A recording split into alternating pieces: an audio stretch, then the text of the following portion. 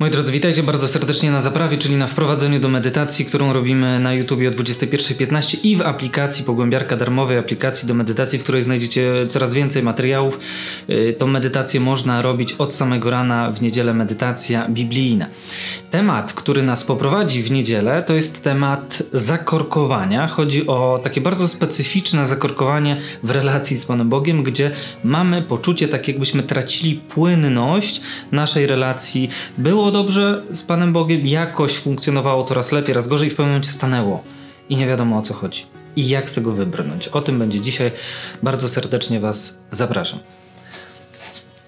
Tekst, który nas poprowadzi, to jest Ewangelia Świętego Łukasza, 24 rozdział, wersety od 13 do 35.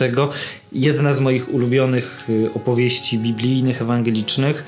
Uczniowie idący do Emaus. Bardzo symboliczny tekst, mnóstwo warstw i taka proza życia, ludzie w drodze. Posłuchajmy, jak ten tekst brzmi. Z Ewangelii według Świętego Łukasza. Tego samego dnia 2 z nich szło do wsi zwanej Emaus, oddalonej 60 stadiów od Jerozolimy. Rozmawiali ze sobą o tym wszystkim, co się wydarzyło. Gdy tak rozmawiali i zastanawiali się, sam Jezus przybliżył się do nich i szedł z nimi, lecz ich oczy były jakby przyćmione i nie mogli go rozpoznać. Odezwał się do nich: cóż to za rozmowy prowadzicie ze sobą w drodze? Przystanęli smutni. Jeden z nich, któremu na imię było Kleofas, podjął rozmowę: jesteś chyba jedynym z przebywających w Jeruzalem, który nie dowiedział się o tym, co się stało tam w tamtych dniach. Zapytał ich: o czym? Wtedy mu opowiedzieli o Jezusie Nazarejczyku, proroku potężnym w czynie i słowie przed Bogiem i wobec całego ludu. Wyżsi kapłani i nasi przywódcy wydali na niego wyrok śmierci i ukrzyżowali go, a my mieliśmy nadzieję, że to on wyzwoli Izraela. Tymczasem upływa już 3. dzień od tego wydarzenia. Co więcej, niektóre z naszych kobiet wprawiły nas w zdumienie, gdy wczesnym rankiem przyszły do grobu, nie znalazłszy jego ciała. Wróciły mówiąc, że widziały aniołów, którzy zapewniali, że on żyje. Niektórzy spośród nas poszli do grobu i zastali wszystko tak, jak powiedziały kobiety, ale jego nie widzieli. Wtedy on im powiedział: o nierozumni i leniwi w sercu. Nie wierzycie w to wszystko, co powiedzieli prorocy. Czyż Chrystus nie musiał tego cierpieć i wejść do swojej chwały? I zaczynając od Mojżesza, przez wszystkich proroków wyjaśniał im, co odnosi się do niego we wszystkich pismach. I zbliżyli się do wsi, do której dojrzali, a on sprawiał wrażenie, że idzie dalej. Lecz oni nalegali: zostań z nami, gdyż zbliża się wieczór i dzień dobiega końca. Wszedł więc, aby pozostać z nimi. Gdy zasiedli do stołu, on wziął chleb, odmówił modlitwę, uwielbienia, połamał i dawał im. Wtedy otworzyły się im oczy i rozpoznali go. Lecz on stał się dla nich niewidzialny.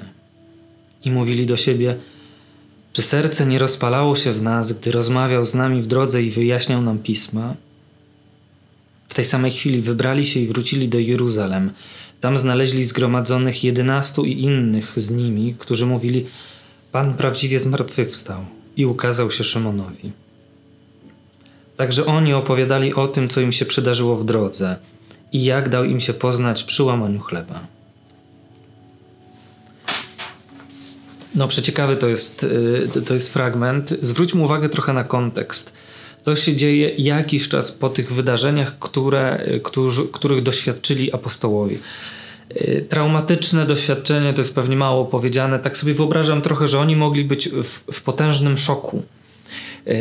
Inwestując kawał swojego życia w jakąś relację z człowiekiem, który sprawiał im bardzo dużą nadzieję, i jednocześnie to się wszystko rozpłynęło. To jest taki moment dezintegracji, w którym wszystko w sobie trzeba na nowo ułożyć i jest taki etap, w którym można się w tym wszystkim zatrzymać.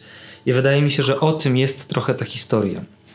A Jezus jest tym, który nie pozwala na rozpad, a pozwala na przebudowanie jakieś wewnętrzne. Zobaczmy, że apostołowie idą I jak tam mówi ewangelista, w pewnym momencie, kiedy Jezus ich zapytał o to, co się dzieje, tak trochę wyciągnął z nich to oni aż się zatrzymali smutni. Nie? Czyli tam musiało być mnóstwo takich przeżyć i każdy z nas pewnie ma takie doświadczenie, że jak w jakiś temat się wdepnie, to aż jest takie, że muszę się zatrzymać. Nie? I jakby jest opada. I Jezus to jest ktoś, kto wyciąga to. On sprowokował ten moment. Czyli Jezus to nie jest taka postać, która omija trudne fragmenty. Z tego też można wyciągnąć, że w relacji z Jezusem nie chodzi o to, żeby miłe słowa wypowiadać. Nie chodzi o to, żeby była poprawność. Ale wróćmy do apostołów. Apostołowie idą, Jezus ich zatrzymuje w pewnym momencie tymi słowami, które wypowiada, co się tam stało. I wtedy moim zdaniem dochodzi do kulminacyjnego momentu tej całej historii, dlatego że jak sobie wyobraziłem tych uczniów, którzy idą po jakimś druzgocącym doświadczeniu, łamiącym, podważającym, to wyobraziłem sobie, że oni idą w milczeniu. Kilku facetów idzie razem, każdy w swojej głowie. To taki w ogóle obraz jest milczących facetów. Taki aktualny. I idą i myślą i każdy zakopany w swoim myśleniu. Jednocześnie oni są wszyscy oddzieleni od siebie, bo każdy w swoim myśleniu. I jest to tak, że czasami potrzeba sobie coś w głowie ułożyć i zostać, to prawda. Ale jednocześnie to jest taka pułapka, w której można utknąć, taki kawałek drogi, w którym można się zatrzymać właśnie w myśleniu. W myśleniu i zostawaniu. Z terapeutycznego punktu widzenia wydaje się, że ludziom większą ulgę niż myślenie daje wypowiadanie. I nie wypowiadanie sobie, tylko wypowiadanie komuś tego, co we mnie stanęło. I to nie chodzi o to, że zawsze trzeba wypowiedzieć to komuś, kogo bezpośrednio ten, w cudzysłowie, dramat dotyczy. Czasami nie ma takiej możliwości, ale wypowiedzenie komuś. Jezus przychodzi w tą grupę ludzi i mówi: rozmawiajmy. I nie mówi tego kulturalnie i grzecznie.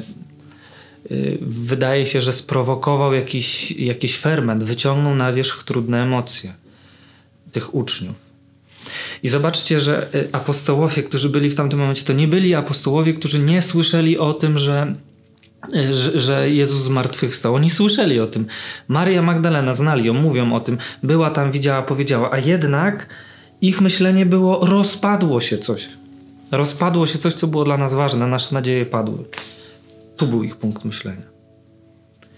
I on wynikał z tego właśnie zakorkowania. Kiedy jestem w nieprzeżytym kawałku trudu, przestaję widzieć to, co oni zobaczyli później. Bo kiedy Jezus wyciągnął ich z tej ciszy, z tego milczenia, z tego smutku, to ich serca, to trwało jakiś proces wypowiadania, rozmowy, tłumaczenia, stały się w pewnym momencie otwarte na coś, co już było. To nie jest tak, że on im wytłumaczył: jestem zmartwychwstały, wcześniej nic nie wiedzieli. Oni mieli fakty, ale nie byli w stanie tego zobaczyć. Dlaczego? Bo tu było zakorkowanie, skupienie na trudzie i teraz wyjście z tego nie jest zamknięciem oczu na to, wcale nie jest trudno. Powiedzeniu sobie, że nie jest trudno. Zwracanie się do Boga też wydaje się, że nie jest rozwiązaniem do tego, bo to byli pobożni chłopacy, pobożni życie. Oni na pewno się modlili do Boga. To nie zadziałało jakoś. Kluczem było wyciągnięcie tematu na wierzch, rozmowa, interakcja, wyrzucenie, przepracowanie, omówienie i dopiero po tym, jak ten korek został wyciągnięty przez rozmowę, przez wypowiadanie, zaczyna być otwarta głowa na to jednak ty naprawdę jesteś. Wtedy wraca życie. Serce w nas zaczęło pałać. Znów ożyliśmy, nie? Jakby piękny przykład, że oni szli w jakieś miejsce, odchodzili od Jerozolimy, od miejsca świętego, miejsca obecności Boga. Odchodzili, bo zamknięte serce, odchodzili. I Jezus w tym momencie stanął, dołączył do nich i mówi: chłopaki, wypowiedzcie to, bo będziecie dalej odchodzić od celu waszego życia. Wypowiedzcie to. I on się im naraził, przyjął na siebie te ich trudne emocje, rozczarowania, przeżyć różnych trudnych. I kiedy oni to wypowiedzieli, czy serce w nas nie pałało, kiedy tłumaczył nam Pisma?